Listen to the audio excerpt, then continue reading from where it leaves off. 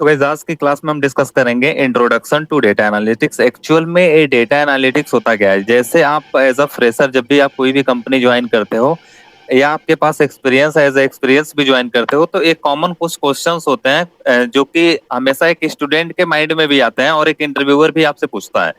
क्योंकि यदि यही चीजें आपको क्लियर नहीं रहेंगी तो आप डेफिनेटली चीजों को आगे नहीं ले जा सकते हो, समझ नहीं पाओगे। तो जो हमारा पहला क्वेश्चन कभी कभी ऐसे आता है माइंड में, what is data analytics and real world use case. Actual में डेटा एनालिटिक्स होता क्या है और इसको रियल वर्ल्ड में कैसे यूज करते हैं।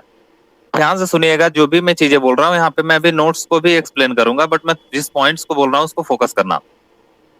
गाइस एक्चुअल डेटा एनालिटिक्स एक फील्ड है, ध्यान से सुनना है। डेटा एनालिटिक्स एक ऐसा फील्ड है जिसमें हम डेटा को एनालाइज करते हैं। सर ये डेटा किस टाइप की होती है। इसमें हम डेटा को कलेक्ट नहीं करते हैं, कंपनी हमें खुद ही डेटा प्रोवाइड करती है। और जैसे हमें कंपनी कोई डेटा प्रोवाइड कर रही है उस डेटा को हम एनालाइज करके बताएंगे कि कंपनी फायदे में है या लॉस में है। दैट मीन्स जो भी इनसाइट्स रहेंगे ना, जो भी रिजल्ट रहेगा ना, वो चीजें हम निकालते हैं इस डेटा से। फॉर एग्जाम्पल में मैं यदि आपको बताऊं, मैं आपको एक्सेल का डेटा दिया, मैं बोला यार एक कॉलेज का डेटा है, मुझे देख के बताओ कि बीटेक में कितने स्टूडेंट हैं और बीएस बीकॉम में कितने हैं, बीसीए में कितने हैं। डिफरेंट डिफरेंट टाइप के मैं क्वेश्चंस आपको दे दिया पुट करने के लिए। सेम काम एक डेटा एनालिस्ट भी यही करता है, डेटा को एनालाइज करता है और रिजल्ट बताता है। बट ये प्रोसेस होता कैसे है, एक रियल वर्ल्ड में इसको यूज कैसे किया जाता है, ध्यान से देखना। डेटा एनालिटिक्स एक प्रोसेस है जिसमें हम रॉ डेटा का मतलब होता है गाइस ना, जिसमें प्योरिटी इम्प्योरिटी सारी चीजें होती हैं। रॉ डेटा जो होता है इसमें दो चीजें पाई जाती हैं, एक होता है प्योरिटी प्लस इम्प्योरिटी। ये प्लस है।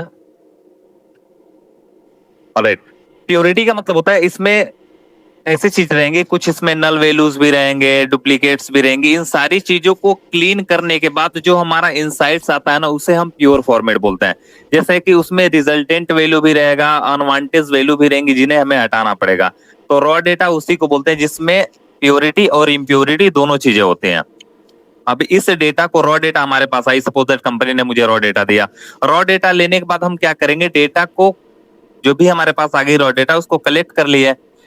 कलेक्ट करने के बाद हम उस पर क्या करेंगे, क्लीनिंग प्रोसेस अप्लाई करेंगे। क्लीनिंग का मतलब क्या होता है, जैसे कि डुप्लीकेट वैल्यू है, डुप्लीकेट वैल्यू मतलब एक ही जैसे दो वैल्यू है तो उसको हम हटाएंगे। अब फॉर एग्जांपल में मैं बोलूं, यदि मेरा आधार नंबर है 899770635162, यदि मेरा आधार नंबर ये है और किसी और का आधार नंबर क्या मेरे आधार नंबर जैसा हो सकता है पूरे इंडिया में। मैं आपसे क्वेश्चन पूछ रहा हूँ, क्या मेरे आधार नंबर के जैसा किसी और का आधार नंबर हो सकता है। नहीं सर। नहीं हो सकता है। दैट मीन्स यदि हुआ तो वो डुप्लीकेट है। उस टाइम पे हम डुप्लीकेट को रिमूव करते हैं, यानी कि जब इसी के जैसे दो चीजें मिल जाए, 899770635162, यदि इसी के जैसे एक और मिल जाए ना, तो उस टाइम पे मैं एक को क्या कर, जैसे डुप्लीकेट रिमूव करूंगा ना तो बोलेगा वन डुप्लीकेट्स वैल्यू फाउंड। मतलब हम जब रिमूव कर रहे हैं ना तो एक डुप्लीकेट वैल्यू मुझे मिली है और उस पूछेगा कि क्या आप श्योर हो इसे रिमूव करने के लिए, तो ओके पे जैसे प्रेस करोगे ना एक हट जाएगा, बस कौन बचेगा, एक बचेगा। तो हम क्या करते हैं, क्लीन करते हैं। इस प्रोसेस में, क्लीनिंग प्रोसेस में डिफरेंट डिफरेंट टर्म्स होते हैं, जैसे रिमूव डुप्लीकेट, नल वैल्यू। हम ट्रिम करते हैं, जैसे एक्स्ट्रा स्पेसेस हो गई। फॉर एग्जांपल में मैं बोलूं, यदि मैं यहाँ पे लिखा सिया, ठीक है, और इस सेल की स्पेस है यहाँ, हमें पता है कि हमें स्टार्टिंग यहाँ से करनी चाहिए, बट मैंने यहाँ पे स्पेस दिया है। इस टाइम पे यदि मैं नॉर्मल पूछूं, इस सिया में टोटल नंबर ऑफ कैरेक्टर कितने हैं, यानी कि इसकी लेंथ कितनी है। कैरेक्टर का मतलब होता है एक एक, जैसे एस हो गया, आई हो गया, वाई हो गया, ए हो गया, एक एक कैरेक्टर है। तो नंबर ऑफ कैरेक्टर कितने हैं गाइस, बोलोगे सर 4। इसी नंबर ऑफ कैरेक्टर को टेक्निकल वर्ड में बोलते हैं लेंथ, जिसे आप शॉर्टकट में बोल सकते हो लेंथ। ठीक है, ध्यान से सुनना। लेकिन यदि इसी सिया को मैंने एक बॉक्स में रखा, दैट मीन्स एक सेल में रखा, और मैंने स्टार्टिंग में स्पेस दे दिया, अब इस टाइम पे ये स्पेस भी काउंट होता है। That means number of character कितने हो गए इसमें, 5। अब बताओ, यदि नंबर ऑफ कैरेक्टर यहाँ पे 5 हो रहे हैं, यहाँ पे 4 हो रहे हैं, तो क्या मुझे इसकी नीड है, ऊपर वाले की एक्स्ट्रा स्पेसेस देने की नीड है, यस या नो। नहीं है ना, क्योंकि एक्स्ट्रा स्पेस देने से कोई मतलब नहीं है, मेमोरी भी ज्यादा ऑक्युपाई करेगा और स्लो भी काम करेगा। बट यहाँ पे 4 स्ट्रिंग जब लिया, केवल 4 कैरेक्टर लिया है, देन दैट टाइम में इजिली काम करेगा एज कम्पेयर टू दिस। तो वही होता है कि अब इस चीज को हटाने के लिए हम ट्रिम यूज करते हैं। तो बस आप इतना समझो, जो डेटा एनालिटिक्स होता है और डेटा को क्या करता है, प्रॉपर तरीके से रॉ डेटा को कलेक्ट करता है। जैसे रॉ डेटा कलेक्ट आ गया, उस डेटा को हम क्लीन करेंगे डिफरेंट डिफरेंट टेक्निक्स का यूज करके। क्लीन करने के बाद हम डेटा को ट्रांसफॉर्म करेंगे। ट्रांसफॉर्म करने का मतलब क्या होता है, कभी कभी डेटा को रो और कॉलम में कन्वर्ट करना पड़ता है, रो को कॉलम, कॉलम को रो। तो ये होता है ट्रांसफॉर्मेशन ऑप्शन। जैसे ट्रांसफॉर्म हो गया डेटा, उसके बाद हम एनालाइज करके यूजफुल इंसाइट्स निकालते हैं। यूजफुल इंसाइट्स का मतलब क्या होता है गाइस, रिजल्ट निकालते हैं जो भी मुझे चाहिए। एक सिंपल प्रोसेस बता रहा हूं, यहाँ पे नोट कर लेना। एज एरो फॉर्मेट में हम क्या करते हैं, कलेक्ट रॉ डेटा।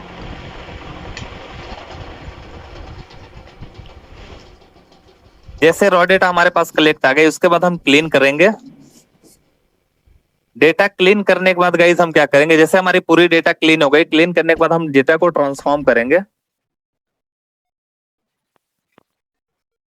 ट्रांसफॉर्म करने के बाद हम डेटा को विजुअलाइज करेंगे।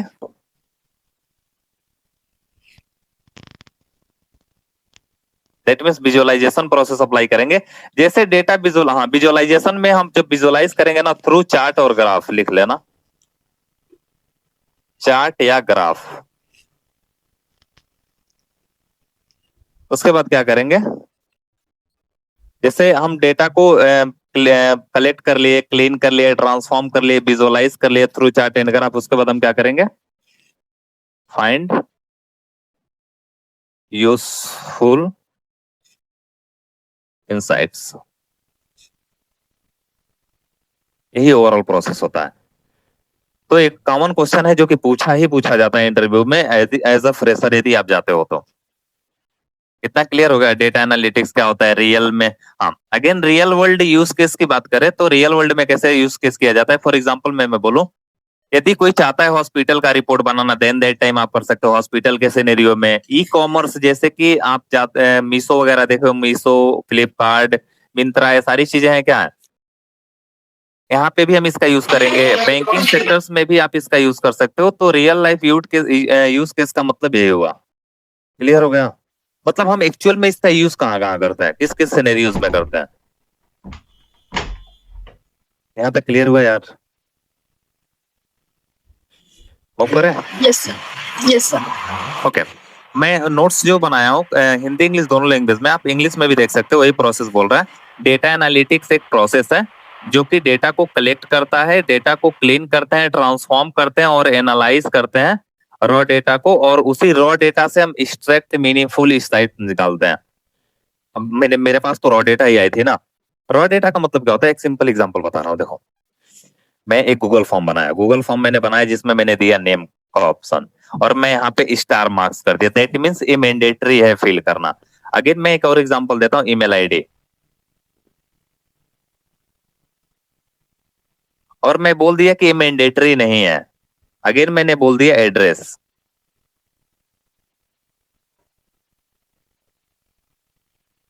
ओके, और मैंने इसको भी स्टार मार्क्स कर दिया, दैट मीन्स ये भी मैंडेटरी है।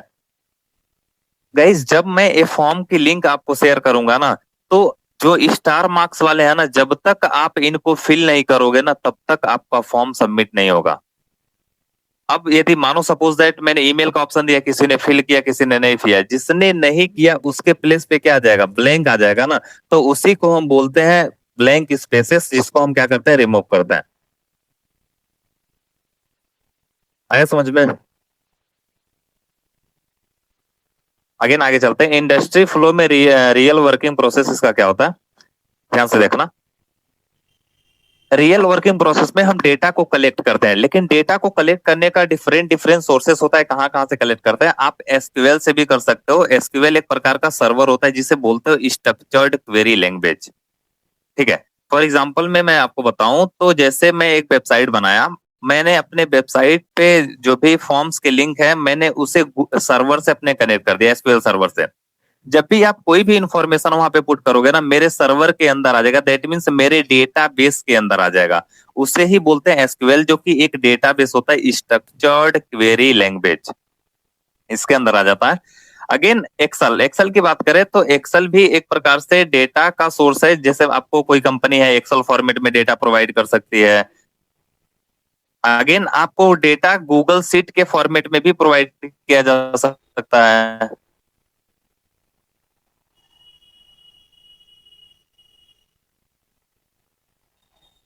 ओके, तो ये डिफरेंट डिफरेंट टेक्निक्स होती हैं जहां से आप कैगल से भी डेटा ले सकते हो, ऑनलाइन वेबसाइट्स वगैरह से भी डेटा जाके ले सकते हो। तो ये होते हैं डेटा कलेक्शन के सोर्सेस। एपीआईज के थ्रू भी ले सकते हो, एप्लीकेशन प्रोग्रामिंग इंटरफेस करके होता है, इसके थ्रू भी आप ले सकते हो। अगेन हम बात करें डेटा क्लीनिंग की। एक्चुअल ये डेटा क्लीनिंग होता क्या है? डेटा क्लीनिंग में हम क्या करते हैं, मिसिंग वैल्यू कोई है, मिसिंग वैल्यू का मतलब कोई ऐसी वैल्यू है जो कि है नहीं, उसमें प्रेजेंट नहीं है, गायब है। एट दैट टाइम हम मिसिंग वैल्यूज को फाइंड आउट करेंगे और उसके जगह पे कुछ वैल्यूज रखेंगे। डुप्लीकेट्स का मतलब क्या होता है? एक ही जैसे दो वैल्यू है, उन वैल्यूज में मुझे क्या करना है, डुप्लीकेट्स को रिमूव करना है। देन हम वो करते हैं, अगेन ये काम की जाती है। एक्चुअल में मिसिंग वैल्यू, डुप्लीकेट, स्ट्रीम्स, ये सारी चीजें की जाती है एक्स्ट्रा स्पेसेस को रिमूव करने के लिए। तो ये होता है हमारा क्लीनिंग प्रोसेस।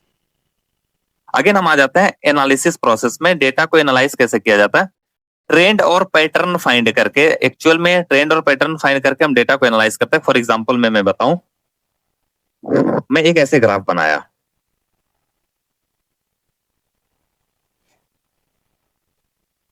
ओके, पहले ग्राफ बनाने से पहले मैं थोड़ा सा बताता हूं। मैंने रखा है यहाँ पे 1। मैं ध्यान से देखना, मैं इनपुट ले रहा हूँ 1, और 1 इनपुट लेने के बाद मेरा आउटपुट आ रहा है 3। यहाँ पे इनपुट मैं ले रहा हूँ और यहाँ पे मैं आउटपुट ले रहा हूँ। ओके, और 1 की आउटपुट 3 आ रही है। ध्यान से देखना, input 1 output 3, again input 2 output 5, again input 3 output 7। अब इसी पैटर्न को देखो, ध्यान से देखना, इसी पैटर्न को देख के बताओ, यदि मैं 5 लूं तो हमारा आउटपुट क्या आना चाहिए? रीजनिंग सब लोग पढ़े हो ना? रीजनिंग के कॉन्सेप्ट जस्ट लाइक यहाँ पे अप्लाई होते हैं पैटर्न्स फाइंड करने के लिए। अब हम 1 के साथ क्या ऐसा किए हैं कि 3 आया है, 2 के साथ हम सेम पैटर्न क्या फॉलो किए हैं कि 5 आया है, 3 के साथ भी सेम पैटर्न क्या फॉलो किए हैं कि 7 आया है। उसी पैटर्न को फाइंड करके कंप्यूटर बताएगा कि 5 देने पे क्या आएगा। आप 1 दोगे तो 3 कैसे आएगा? सर 2 से मल्टीप्लाई किए होंगे और 1 ऐड किए होंगे, तभी तो आ रहा है। बोलो ना यार। Yes, sir. That means multiply किए हैं 2 से और ऐड किए हैं 1। लेकिन यही पैटर्न सबके साथ फॉलो होना चाहिए। अगेन 2 में मल्टीप्लाई कराओ 2 से और 1 ऐड करो, कितना आएगा? 5 आएगा ना। अगेन 3 में 2 से मल्टीप्लाई कराओ, 3 2 जा 6 प्लस 1 ऐड करोगे तो 7 आ जाएगा। सेम ऐसे ही 5 में क्या करेंगे, 2 से मल्टीप्लाई कराएंगे और 1 ऐड करेंगे, तो 5 2 जा 10 प्लस 1 है क्या? 11। तो ये होता है हमारा पैटर्न फाइंड आउट करना। हम पैटर्न फाइंड आउट करके हम बताते हैं कौन सा कॉन्सेप्ट अप्लाई करना है। उसके बाद हम आ जाते हैं डेटा विजुअलाइजेशन प्रोसेस पे। डेटा विजुअलाइजेशन प्रोसेस में एक्चुअली में हम क्या करते हैं, डेटा को विजुअलाइज करते हैं, देखते हैं थ्रू चार्ट एंड ग्राफ। अब बताओ हमारे पास इतना डेटा, यदि 10,000 या 1,00,000 रो का डेटा है, उस टाइम पे क्या हम 1,00,000 रो का डेटा देख के हम इजिली इनसाइट्स निकाल सकते हैं? नहीं निकाल सकते हैं।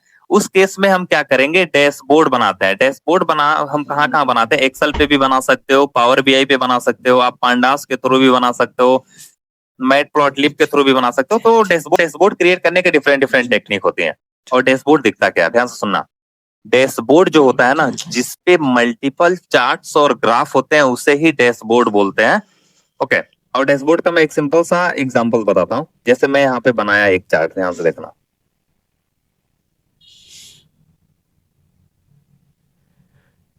मैं यहाँ पे लिख दिया ईयर,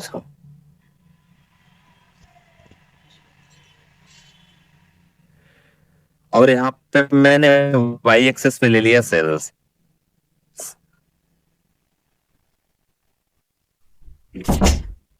चलो यार प्रॉपर चल नहीं रहा, सेल्स मैंने ले लिया, ठीक है। और इसको मैंने बोल दिया एक्स एक्सेस, और टॉप पे जो है ये वाई एक्सेस है। ओके, मैं बोला यहाँ पे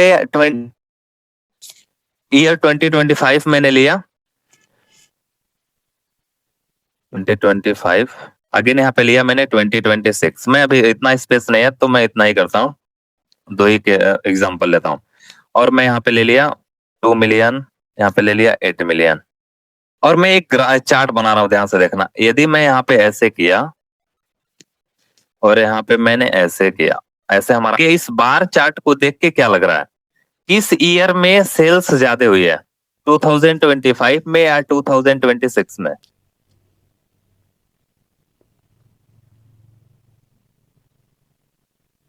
बोलो गाइस। सर 2 मिलियन है या 8 मिलियन है? बोलो ना। ये 2025 ना यार, देखो ना, सीधे आप ग्राफ देख के पता चल जा रहा है ना। जो सबसे ज्यादा ग्राफ वो टॉप पे गया है, यहाँ पे अगेन देखो यहाँ पे ग्राफ डाउन हो गया, इतना फॉल डाउन हुआ है। यानी कि 2025 में हमारी सेल्स हाई हुई है। हाँ, 2026 में ना सेल्स हाई होने का बहुत सारा रीजन हो सकता है। हो सकता है उसने मार्केटिंग ना की हो। अगेन ये भी केसेस हो सकता है कोई एकेडमिक कोई प्रॉब्लम्स आ गई, जैसे वार वगैरह कुछ आ गया हो, इस टाइप की चीजें हो सकती हैं। तो ये रीजन हो सकता है। तो इस तरह से हम डैशबोर्ड क्रिएट करते हैं और डैशबोर्ड पे ग्राफ डिफरेंट डिफरेंट टाइप्स के ग्राफ बनते हैं, थ्रू हम उसके इजिली जान जाते हैं। और power BI, Tableau, Excel, power BI इन सारी चीजों पे बनता है। ठीक है, थोड़ा सा इसके बारे में बता दे रहा हूँ। पावर बीआई एक्चुअल में ना बिजनेस इंटेलिजेंस टूल होता है, ठीक है, जो कि एक्सेल का एडवांस वर्जन है। ये भी माइक्रोसॉफ्ट का ही एक टूल है। और टेब्लू जो होता है ना, ये भी डेटा को विजुअलाइज करने के लिए यूज किया जाता है। बस इसमें ड्रैग एंड ड्रॉप प्रोसेस होता है, बहुत इजी होता है। बस आपको एक जगह से उठाना है, दूसरे जगह रखना है। दैट मीन्स ड्रैग मतलब पिक कर रहे हो, और ड्रॉप मतलब अप कर रहे हो। जैसे पिकअप होता है ना, एक जगह से उठाया दूसरे जगह रख दिए, जस्ट लाइक दिस इसमें प्रोसेस होती है। और ऑटोमेटिक ग्राफ और चार्ट चूज कर लेता है। पावर बीआई में तो हमें चूज करना पड़ता है, बट टेब्लू ऑटोमेटिक चूज कर लेता है। इसके अंदर इतनी सेंसिबल प्रोसेस है कि बस आप डेटा दो और ऑटोमेटिक ग्राफ चार्ट बना देगा। अगेन जैसे हम डेटा को विजुअलाइज कर लिए, विजुअलाइज करने के बाद हम डिसीजन मेकिंग करेंगे। हम ये डिसीजन लेंगे बिजनेस के बारे में। अब जो भी आप रहेगा उसे बता दोगे। अब कंपनी सोचेगी यार यहाँ पे सेल्स हाई नहीं हो रहा है, यानी कि यहाँ पे मुझे मार्केटिंग करनी चाहिए, कि हाइट पे कितने पैसे खर्चे करने चाहिए, किस वे में मुझे ज्यादा मार्केटिंग करनी चाहिए। तो इस तरह के डिसीजंस कंपनी लेती है हमारी डेटा के भी आप पे। तो ओवरऑल प्रोसेस समझ में आ गया यार? ये बहुत इंपॉर्टेंट प्रोसेस है। यदि आप ये प्रोसेस किसी को एक्सप्लेन करते हो ना, तो वो इजिली समझ जाएगा कि आपको प्रैक्टिकली नॉलेज है। सबको क्लियर है? डेटा कलेक्शन क्या होता है, क्लीनिंग क्या होता है, एनालिसिस क्या होता है, विजुअलाइज क्या होता है, डिसीजन मेकिंग क्या होता है। कनेक्ट एक्सप्लेन करो ऑल टॉपिक्स इसको। Yes sir.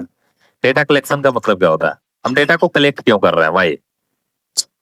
डेटा को कलेक्ट इसलिए कर रहे हैं ताकि हम सही से चीजों को प्रेजेंट कर सकें अभिनव को।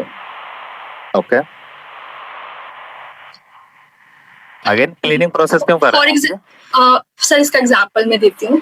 फॉर एग्जांपल कि कोई कंपनी हमें कोई एक पूरा डेटा दे रही है, उस चीज को। एग्जांपल दो कंपनी का, कोई भी कंपनी ले लो एग्जांपल। फॉर एग्जांपल जैसे कोई सेल्स कंपनी हो गई, जहाँ पे वो प्रोडक्ट सेल्स करते हो। ऑलराइट, ओके, मैं थोड़ा सा एग्जांपल बताता हूँ। मेरी कंपनी है आरपीडू रिचा, ठीक है? Okay sir. आरपीडू रिचा मेरी कंपनी है, और मैं सपोज दैट वेबसाइट वगैरह क्रिएट करके लोगों को प्रोवाइड करता हूँ। दैट मीन्स सर्विसेज प्रोवाइड करता हूँ वेबसाइट्स के। मैं देखा यार गोरखपुर एरिया में मेरी वेबसाइट नहीं सेल हो रही है, लखनऊ में ज्यादा सेल हो रही है। अगेन कानपुर में देखूं तो वहां भी थोड़ा लो चल रहा है as compare to Gorakhpur. Again मैं देखा मध्य प्रदेश में काफी ज्यादा चल रहा है, जम्मू कश्मीर में बहुत लो है। अब इन सब चीजों को देखने के बाद क्या मुझे पता चल रही है, अब मैं एक डेटा एनालिस्ट को हायर करूंगा।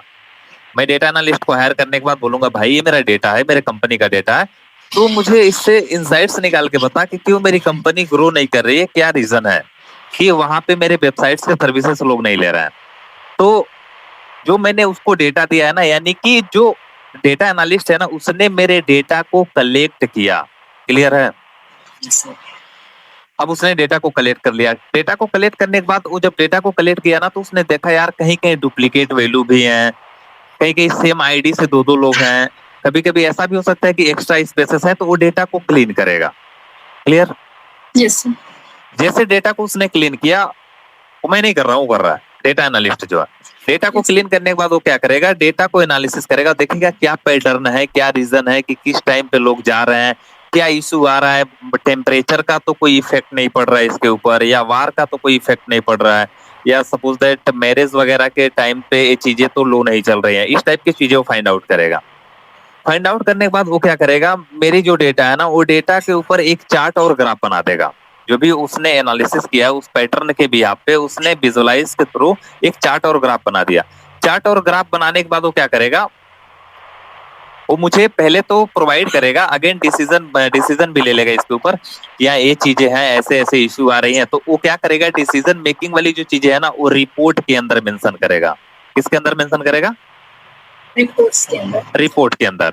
वो रिपोर्ट प्रॉपर तरीके से क्रिएट करके हमें देगा, दैट मीन्स सबमिट करेगा। जैसे मेरे पास सबमिट कर देगा ना, अब मैं देखूंगा यार रिपोर्ट में इस टाइम पे इतनी चीजें हो रही हैं, ऐसे हो रहा है। अब मैं क्या करूंगा, एक मार्केटिंग वाले बंदे को चूज करूंगा।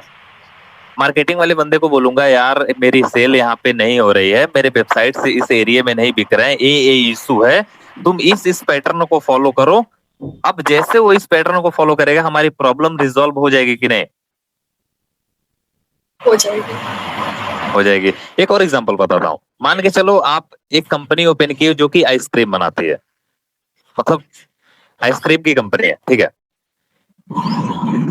गर्मी के टाइम है, अभी मान के चलो मई जून का टाइम चल रहा है, और मई जून के टाइम पे आपको, यदि मैं सिंपल एग्जांपल बताऊं, तो जम्मू कश्मीर में आप चले जाओ। अब जम्मू कश्मीर में क्या आइसक्रीम ज्यादा सेल होगी या राजस्थान साइड में ज्यादा सेल होगी? राजस्थान। राजस्थान साइड में सेल होगी, क्योंकि इफेक्ट तो टेम्परेचर का पड़ रहा है ना। अगेन मैं बोलूं, मई जून में ज्यादा आइसक्रीम सेल होगी या जनवरी फरवरी में? सर मई जून में होगी। Yes sir. ऐसे ही चीजें होती हैं। हाँ, अगेन यदि क्लॉथ्स की आप एग्जांपल लो, तो क्लॉथ के सिनेरियो में उलेन जो कपड़े हैं ज्यादातर जम्मू कश्मीर में सेल होंगे या अपने यूपी बिहार साइड में सेल होंगे? जम्मू कश्मीर। जम्मू कश्मीर में। तो ऐसे कंपनी पैटर्न बनाते हैं। अभी तो मैं आपको ओवरऑल थोड़ा सा ब्रीफ में नहीं बताया हूँ, ऊपर ऊपर से थोड़ा बहुत बताया हूँ कि एक्चुअल में ये चीजें काम कैसे करते हैं। आगे चलें? समझ में आ गया ना? एक्सप्लेन कर लोगे ना यार इसको? यस सर, एक बार वो प्रैक्टिस हो जाएगी फिर। क्या हुआ? मैं वैसे असाइनमेंट क्वेश्चन दूंगा, आप लोग करोगे तो हो जाएगा, ठीक है? यस। ओके, आगे हम देखते हैं रियल वर्ल्ड यूज केसेस में। जैसे ई कॉमर्स, अभी मैंने जैसे एग्जांपल दिया है कि ई कॉमर्स कंपनी का एग्जांपल ले सकते हो। जैसे ई कॉमर्स जो कि प्रोडक्ट को सेल करते हैं, जैसे ई कॉमर्स में आप ले सकते हो अमेजोन को, फ्लिपकार्ट को, मिंत्रा को। ये डिफरेंट डिफरेंट जो प्लेटफॉर्म है ना, ये ई कॉमर्स प्लेटफॉर्म है। तो यहाँ पे इसका यूज किया जाता है। और किस केस में यूज किया जाता है कि कौन सा प्रोडक्ट ज्यादा बिक रहा है, कस्टमर क्या देख रहा है, एक्चुअल में क्या बाई कर रहा है, किस टाइप के प्रोडक्ट को ज्यादा डिमांडेड, किस कौन से प्रोडक्ट है, इस टाइप की चीजें वो करता है।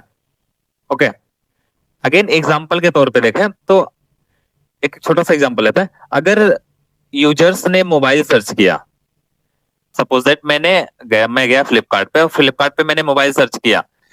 अब मोबाइल सर्च करते ही ना, अब वो क्या करेगा, सिमिलर पैटर्न के भी आप पे ना डिफरेंट डिफरेंट फोन्स दिखाएगा। यदि आप अपने फोन पे फ्लिपकार्ट ओपन करो और सर्च करो आईफोन, जैसे आप आईफोन सर्च करोगे ना, तो हो सकता है 30 प्रो आए, 70 प्रो आए, 15 प्रो आए, डिफरेंट डिफरेंट टाइप्स के उसके जितने भी प्रोडक्ट है ना, वो आपको रिकमेंडेशन में दिखाने लगेगा वो। अब हो सकता है आप माइंड सेट करके गए यार 15 प्रो लेंगे, अगेन आप देखें कि 70 प्रो में ये चीजें फैसिलिटी है, इतनी इतनी क्वालिटी मुझे मिल रही है, सारी चीजें। अब आपका माइंड चेंज हो गया। अब उसी चीज से देखो, आप 15 प्रो लेने गए थे बट आपने देखा 70 प्रो, तो आप उसको ले रहे हो। तो क्या उनकी सेल्स इस चीज से हाई हो रही है कि नहीं हो रही है?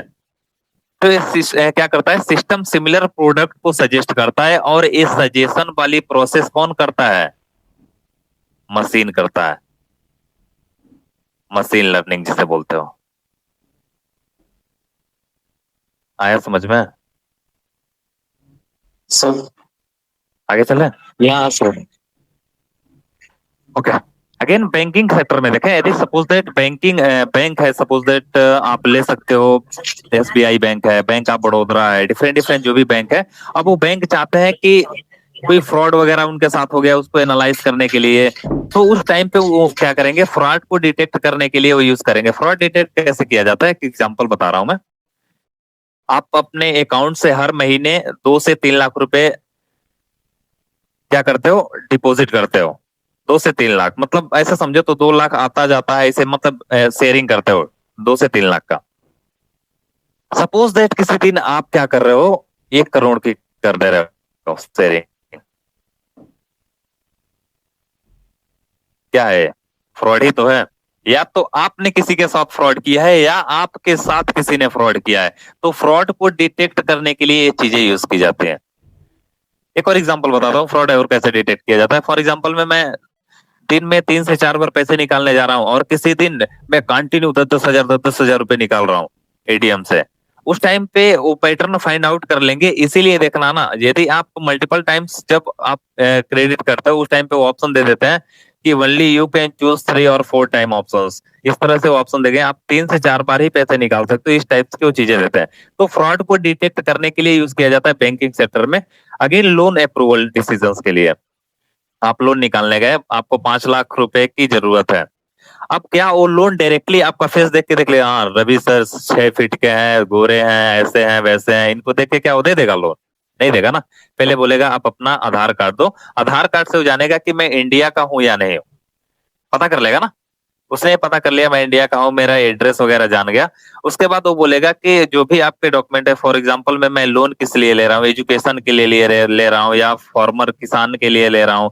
तो उस टाइम पे वो आपके खेत वगैरह की या आपके एजुकेशन के बारे में डिटेल लेगा। यदि एजुकेशन के लिए ले रहे हो तो किस कॉलेज में पढ़ते हो, कौन से ईयर में हो, ये सारी डिटेल्स हो लेगा। तो लोन अप्रूवल के डिसीजंस को लेने के लिए भी बैंकिंग आपकी डेटा का यूज करते हैं, डेटा एनालिस्ट का। समझ में आ रहा है? एग्जाम्पल के तौर पे देख सकते हो, अगर अनयूजुअल ट्रांजेक्शन होता है सिस्टम अलर्ट देता है। जैसे अनयूजुअल ट्रांजेक्शन मतलब किसी टाइप का ट्रांजेक्शन, ज्यादा ट्रांजेक्शन किसी दिन कर दिए, तो इस टाइप के अलर्ट आ जाते हैं आप पे।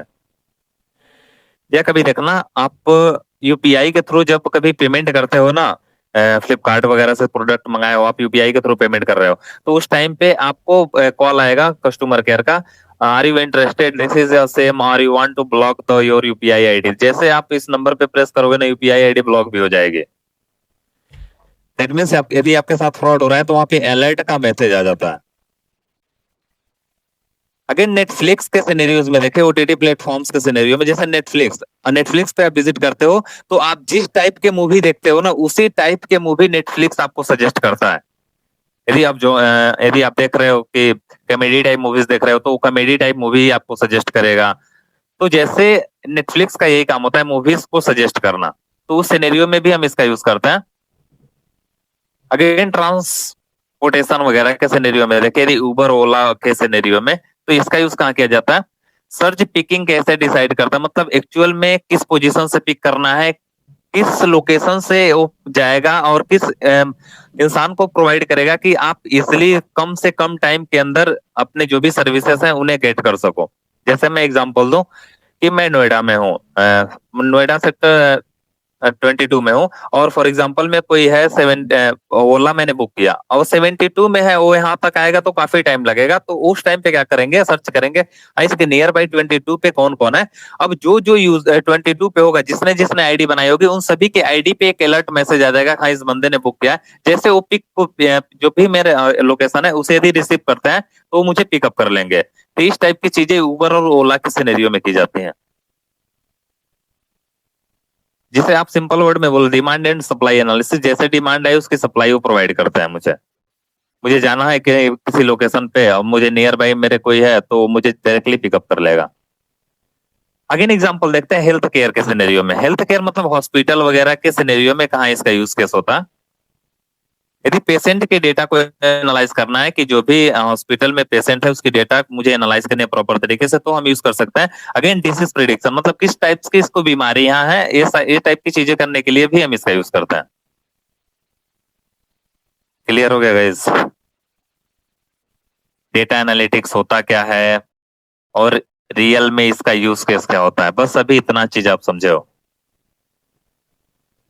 क्लियर हुआ? एक्सप्लेन कर लोगे ना, किसी को भी 5 मिनट तक तो समझा ही दोगे इसके बारे में। आगे चलें?